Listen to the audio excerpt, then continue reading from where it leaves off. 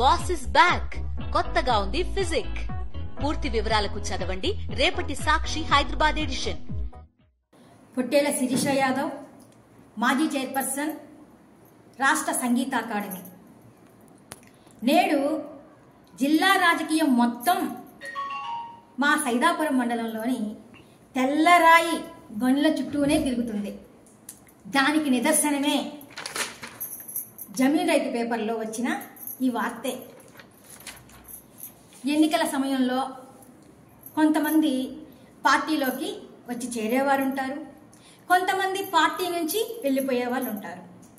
అలాగే గడిచిన ఎన్నికల్లో విపిఆర్ గారు మా వైఎస్ఆర్ కాంగ్రెస్ పార్టీ నుంచి తెలుగుదేశం పార్టీకి వెళ్ళారు.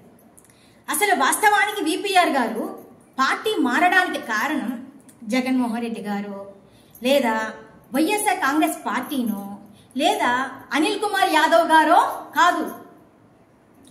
విపిఆర్ గారు తెలుగుదేశం పార్టీలోకి చేరడానికి కారణం ఏంటో వాళ్ళ అనుచరుడే జమీన్ రైతు పేపర్లో వివరణ ఇచ్చున్నాడు. మీరే చూడండి. ఇది నేను చెప్పేది కాదు.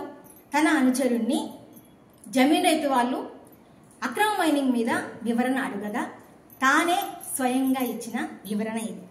అతను ఏం చెప్తున్నాడంటే,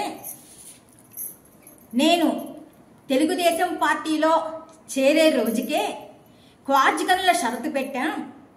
దానికి సహాయం చేస్తానన్న హామీ వచ్చిన వెంటనే లభించిన తరువాతనే నేనే విపిఆర్ గారిని పార్టీలోకి చేర్పించాను అని చెప్తున్నాడు. ఇది నేను చెప్పింది కాదు, స్వయంగా తన అనుచరుడే జమీన్ రైతుకి ఇచ్చిన వివరణ ఇది.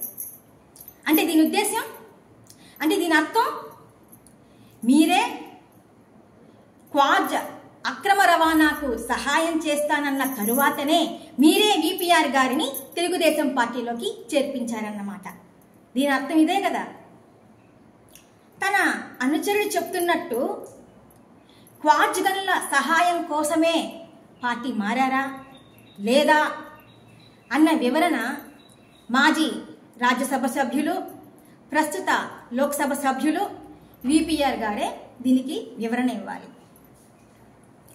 అదేమంటే, అక్రమ మైనింగ్ చేసే ఉద్దేశమే మాకు లేదు, మేము 4 మైన్లు కూడా కొనుక్కున్నాం అని చెప్తున్నారు. మీకు అక్రమ మైనింగ్ చేసే ఉద్దేశం లేనప్పుడు లీజ్ అయిపోయిన మైన్లను ఎందుకు కొనుక్కుంటారు? ఎలా కొంటారు? ఆ మైన్లన్నీ కూడా మీరు దౌర్జన్యంగా ఆక్రమించినవే కదా. అంతెందుకు, మా సైదాపురం మండలంలోనే అక్టోబర్ 24వ తేదీ ఈ విషయం విపిఆర్ గారికి తెలుసో తెలీదో కానీ, అక్టోబర్ 24వ తేదీ మా సైదాపురం మండలంలో పద్మావతి మైన్లో మీరు అక్రమ మైనింగ్ చేయడానికి ప్రయత్నించారా లేదా? ప్రయత్నించారు కదా. అక్కడ ప్రజలు తిరగబడితే ఇది వెళ్ళిపోయింది. వాస్తవా కాదా? ఇప్పటికీ కూడా మీ కారు మా సైదాపురం పోలీస్ స్టేషన్లోనే ఉంది కదా.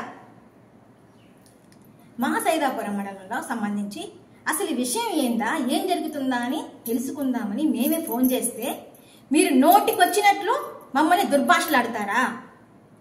మీ ఆర్థిక ప్రయోజనాల కోసం ప్రకృతి సంపదను దోచుకుంటామంటే ఇక్కడ ఎవ్వరు ఊరుకోరు.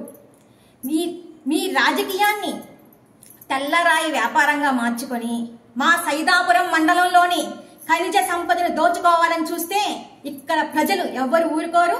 ప్రజలందరూ కూడా తిరుగుబాటు చేస్తారు. మేము కూడా వైఎస్ఆర్ కాంగ్రెస్